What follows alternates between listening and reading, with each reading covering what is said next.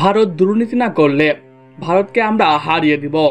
অস্ট্রেলিয়ার কাছে হেরে এবার ভারতকে নিয়ে যা বললেন মাহমুদুল্লাহ রিয়াদ। হ্যাঁ প্রিয় দর্শক, তাই বিস্তারিত জানতে হলে ভিডিওটি না টেনে শেষ পর্যন্ত দেখতে থাকুন। আর আপনি যদি আমাদের চ্যানেলে নতুন হয়ে থাকেন তাহলে এক্ষুনি সাবস্ক্রাইব করে রাখুন। আর ইতিমধ্যে সাবস্ক্রাইব করে থাকলে আপনাকে অসংখ্য ধন্যবাদ। সুপার 8-এ নিজেদের প্রথম ম্যাচে শক্তিশালী অস্ট্রেলিয়ার কাছে 20 রানে 28 রানে হেরে যায় বাংলাদেশ। এদিন টসে হেরে আগে ব্যাট করতে নেমে 140 রান সংগ্রহ করে বাংলাদেশ। বাংলাদেশের হয়ে সর্বোচ্চ 41 রান করেন অধিনায়ক নাজমুল হোসেন শান্ত ও ঝড়ো 40 রান করেন তাওহিদ হৃদয়।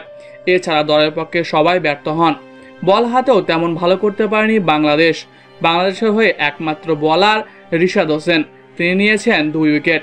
3 ওভার বল করে 23 রান দিয়ে 2 উইকেট শিকার করেন রিশাদ। এরপর অস্ট্রেলিয়া ব্যাটিং নেমে ঝড় শুরু করে।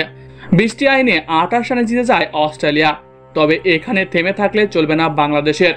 আগামীকাল আবার নিজেদের দ্বিতীয় ম্যাচে ভারতের বিপক্ষে মাঠে নামবে বাংলাদেশ। সেমিফাইনালে আসা টিকে রাখতে হলে ভারতকে হারাতেই হবে বাংলাদেশের। তবে ভারত বাংলাদেশের খেলা হলেই আইসিসি ভারতের পক্ষ নেয়। আম্পায়াররা ভুল ডিসিশন দিয়ে বাংলাদেশকে আউট করে দেয়।